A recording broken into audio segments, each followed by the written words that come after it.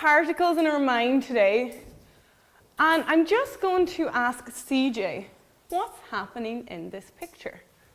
I would use learning intentions at the start of every class that I teach, and I use them because it's a way to direct students' learning, it's a way to keep them focused. So science is a wonderful topic, and there's many ways that you can deviate from what you've planned to do, which is brilliant, and there's loads of learning there, and I often would deviate slightly.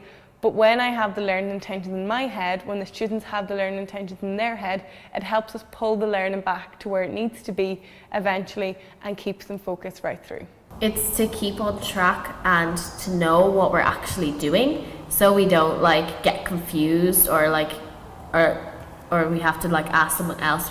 We know ourselves. I like using them because you don't just come into the classroom and go, great, what are we doing? You see the teacher writing it up on the board, you know what you're going to do, you have an idea of what's going on, and they're just really helpful. So what do you think happens to the mass of the ice hop? Hands up who thinks the mass stays the same. So in science we have some people thinking this, how can I check it? How can I check it? An experiment. And we have to try and answer this question in the class. In any given lesson I might have 4 or 5 learning intentions, and I think there's a huge waste of a learning opportunity to just put them back up at the end. So halfway through the lesson, when they might have met or covered 2 or 3 of them, I would do a learning check. So a simple AFL exercise where I can determine who knows it, who doesn't know it, and that allows me to either alter my instruction or provide extra support work for any students that might not be there yet. Okay, Owen, can you tell me one thing that a good hypothesis should have or should be? Very good, it's not a question. Success criteria is something that really I only started using last year, and genuinely, it's totally changed the way that I teach. It breaks a huge chunk or a huge body of learning down into simple steps that they can absolutely attain. So if I'm doing a task, say we're looking at how we write up a method in science, we might talk about the characteristics of a good method. What would it look like if I wrote a really, really good method? And we would try to quantify that on the board together. I think success criteria, they're just certain little things that help you, kind of guide you to what a good, say, for example, if you're writing a hypothesis, it breaks it up into little sections, and you know what you should include in your hypothesis to be a good hypothesis. So very quickly, on your own now, for 1 minute, you are going to create a hypothesis about mass during a physical change. So, it can't be a question, it should be a statement.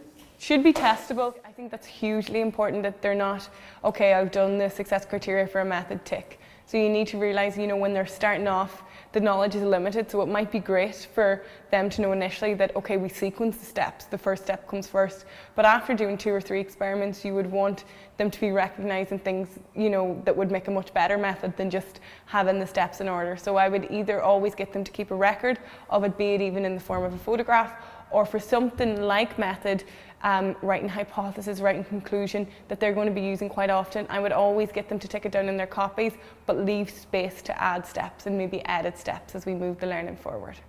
We have 7 minutes for this task. Go. And what's happened to the particles in the butter? Heat energy. And they're getting more what? Energy. Energy. And because they have more energy, now what can they do? They can move around. They can move around, okay. Not vibrate. Not vibrate. Good, very good. Okay, we have 2 minutes left. Are we at liquid yet? Get the mass of what you have now. And then turn off your hot plate and then sit back down. But now we need some success criteria for our conclusions.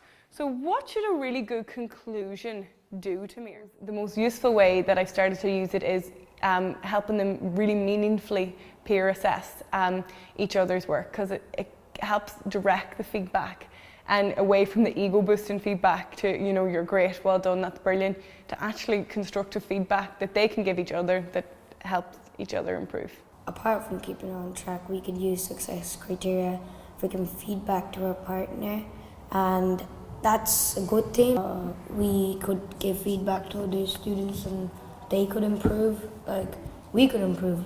So it's really helpful, you know what to correct, you're not going, yeah, I think that's correct, I'll just skip that, I think.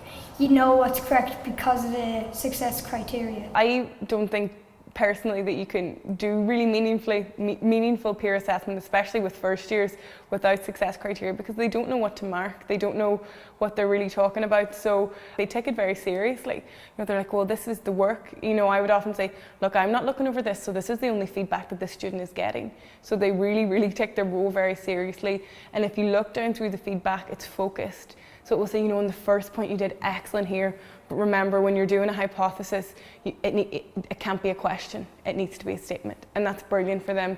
It helps their own learning and they're recognising that at this early stage. I'm so surprised at how much it's reduced the in-class workload. They don't need now that constant support from me, yeah that's right, because they know it's right, because they're following the success criteria and they're doing a really good job. So they don't need that constant gratification.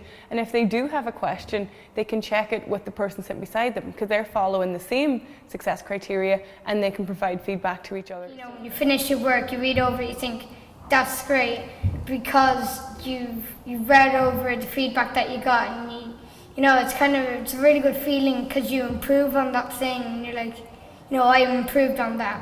I'm proud of myself for that.